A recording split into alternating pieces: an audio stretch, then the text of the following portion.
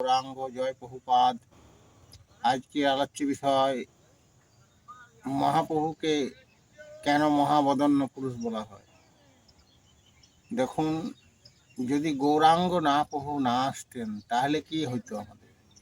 নরোত্তম দাস একটা কীর্তন রচনা করলেন, যদি গৌর না হইতো তবে কি হইতো।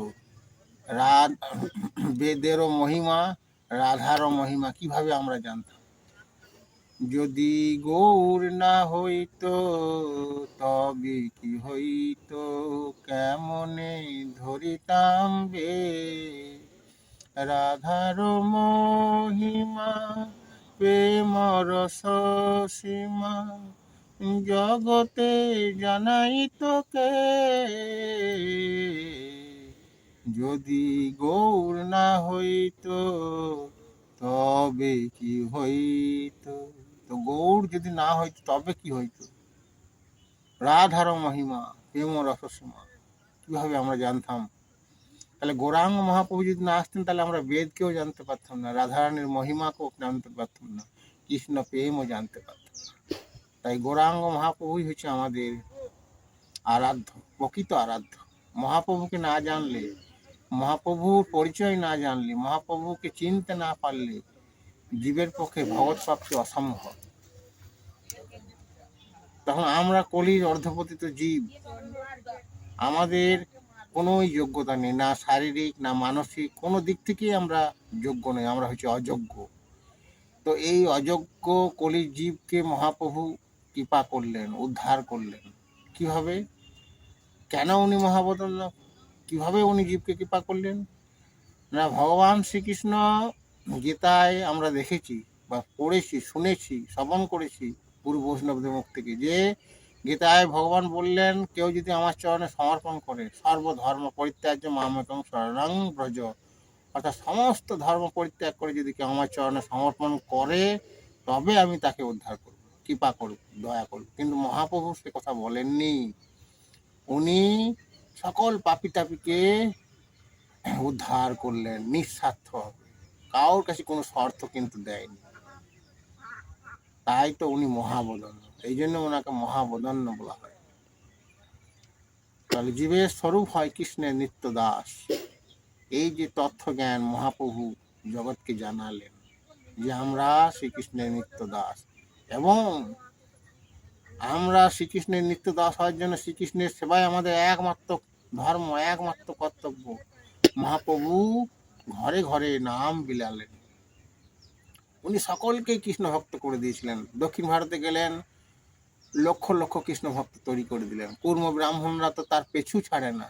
মহাপ্রভুর এই প্রবচন শুনে, তার রূপ দেখে তাদেরকেও উদ্ধার করলেন, বললেন তোমরা গৃহে বসে কৃষ্ণ নাম করো, কৃষ্ণ সেবা করো। তোমাদের জন্য দুটি তথ্য কথা আমি বলছি, সেটা তোমরা পালন করো। এক, বৈষ্ণব সেবা করো, দুই, নাম সেবা করো। তো তারা তাই করেছিলেন এবং তারা কৃষ্ণ প্রেম লাভ করেছিলেন। মহাপ্রভু অনেককে, লক্ষ লক্ষকে আলিঙ্গন করে কৃষ্ণ প্রেম দান করেছিলেন, তাদেরকে কৃষ্ণ প্রেমে মগ্ন করে দিয়েছিলেন, পাগল করে দিয়েছিলেন। তাহলে এই গৌরাঙ্গ মহাপ্রভু যেদিকে গেছেন তাদেরকেই ভক্ত করেছেন। উনি গেলেন বারাণসীতে, সেখানে মায়াবতী সন্ন্যাসীতে ভর্তি। প্রকাশানন্দ সরস্বতী ছিলেন তাদের গুরুদেব। তো তাকেও কিন্তু উনি বাঘ যুদ্ধে পরাজিত করে তাকেও প্রকৃত কৃষ্ণ ভক্ত করেছিলেন, পরম বৈষ্ণবে পরিণত করেছিলেন। এবং তাকে দেখে সেখানকার লক্ষ লক্ষ মায়াবতী সন্ন্যাসীরাও প্রকৃত সন্ন্যাসী রূপে পরিণত হয়েছিল মহাপ্রভুর চরণে আশ্রয় নিয়ে। তাই মহাপ্রভু যেদিকে যায় সেদিকেই কৃষ্ণ ভক্ত বর্ণা বয়ে যায়। সারা ভারতবর্ষে উনি কৃষ্ণ প্রেমের বন্যা বয়ে দিয়েছিলেন। বারাণসীতে গঙ্গা কিন্তু প্লাবন করতে পারেনি, কিন্তু মহাপ্রভু তার ভক্তির, তার কৃষ্ণ নামে প্লাবনে বন্যা বয়ে দিয়েছিলেন সমস্ত বারাণসী। মায়াবাদীরা উদ্ধার হয়ে প্রকৃত সন্ন্যাসীতে পরিণত হয়েছিল।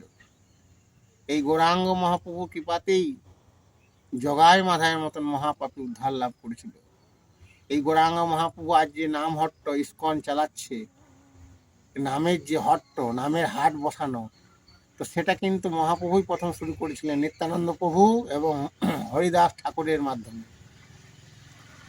তাই মহাপ্রভুর এই যে দান, এই দানের কোনো তুলনা নেই। আপনি দান করবেন তো কি করবেন? হয়তো অর্থ করবেন, অন্ন করবেন, বস্ত্র করবেন, কিন্তু মহাপ্রভু বললেন না, এইসব দান করে জীবের প্রকৃত মঙ্গল করা যায় না। অনেক পরম্পরা রয়েছে, এ রামকৃষ্ণ পরম্পরা, সাঁই, দরবারি, অনুকূল ঠাকুর, এরা সব সেবার কথা বলে, যে অন্ন দাও, বস্ত্র দাও, জীবের সেবাই হচ্ছে শ্রেষ্ঠ সেবা, জীবকে সেবা করলেই ভগবানের সেবা হয়ে যায়। মহাপ্রভু কিন্তু সম্পূর্ণরূপে এর আদর্শ বিরোধী, এর মতের বিরোধ করলেন। উনি বললেন প্রকৃত সেবা হচ্ছে ভগবত সেবা। ভগবানের সেবা না করলে, ভগবানের ভক্ত না হলে কখনোই জীবের সেবা অসম্ভব। এই বিশ্ব ব্রহ্মাণ্ডে এমন কেউ নেই যিনি ভগবানকে ভালোবাসেন না, সে জীবকে ভালোবাসতে পারে, এটা হতেই পারে না। আর এই মায়ের মধ্যে থেকে, অজ্ঞানের মধ্যে থেকে, কামনা বাসনার মধ্যে ডুবে থেকে কেউ যদি বলে যে আমি জীব সেবা করব, তাহলে অসম্ভব। আর জীবকে সেবা মানে জীবকে কৃষ্ণ ভক্ত করা। এই জন্ম মৃত্যু জরাবির হাত থেকে নিষ্কৃতি দেওয়া হয়েছে প্রকৃত দান, সেটাই মহাপ্রভু শিক্ষা দিয়ে গেছেন। তুমি নিজে হরিনাম করো, নিজে কৃষ্ণ ভক্ত হও এবং অপরকে কৃষ্ণ ভক্তির কথা বলো এবং তাদেরকেই ভক্ত করার চেষ্টা করো। মহাপ্রভু বললেন, বলো কৃষ্ণ, কহ কৃষ্ণ, কর কৃষ্ণ শিক্ষা।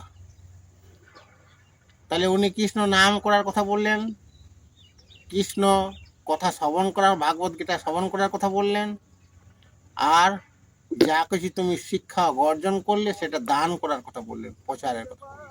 তিনটি কথাই তো উনি বারবার বলেছেন। তা তিনটি কথায় আমরা অক্ষরে অক্ষরে পালন করার চেষ্টা করি।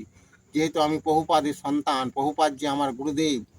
অনেকে অবাক হয়ে যাবেন যে আপনি কি করে বলছেন প্রভুপাদজি, আপনার কত বয়স হবে যে প্রভুপাদজির কাছে তো আপনি দীক্ষা নেননি? আর আবার দীক্ষা কানে কানে মন্ত্র ফোঁকে দিলে কি গুরু হয়?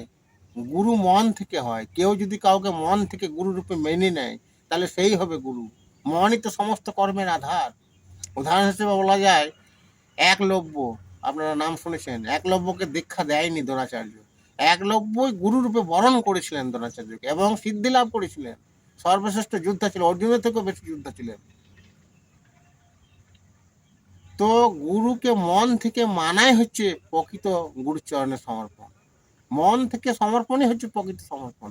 তা আমি যদি গুরু হিসেবে তাকে বরণ করেছি যে উনি আমার গুরু, এখন ভাগবত বলুন, ভাগবত গীতা বলুন, চৈতন্য চরিতামৃত, সব তো প্রভুপাদজির ভাষ্য রচনা করা।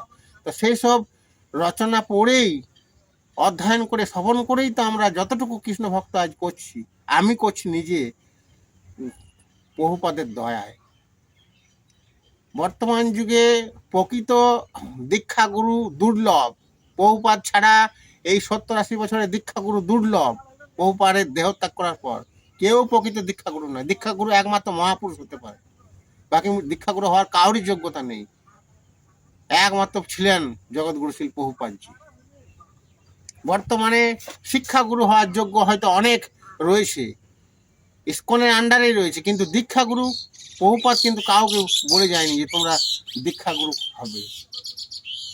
তাই অনেক কিছু বর্তমান যুগে স্বাস্থ্যবিরোধী কর্ম হচ্ছে, যেটা কিন্তু গুরুর আদেশ অমান্য বোঝায়, বৈষ্ণব অপরাধ বোঝায়। তাই মহাপ্রভু কিন্তু এইসব শিক্ষা দেয়নি। মহাপ্রভু গুরুর আদেশকে পালন করার কথা বলেছিলেন। তো গুরু যদি আমাকে আদেশ না দেয় যে তুমি এটা করো না, সেটা যদি আমি করি, তাহলে সেটা তো ঠিক নয়।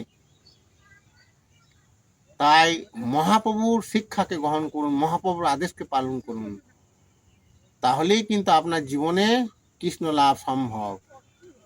মহাপ্রভুর এই দানকে কখনোই কেউ কোনোদিন মানে কোনো বলারই ভাষা নেই যে উনি আমাদের কি উপকার করেছেন। তাই তো বারবার শাস্ত্র তাকে মহাবদন্য পুরুষ, মহাবদন্য পুরুষ বলে আখ্যা দিয়েছেন। এই হচ্ছে আলোচনার মূল ভাবার্থ।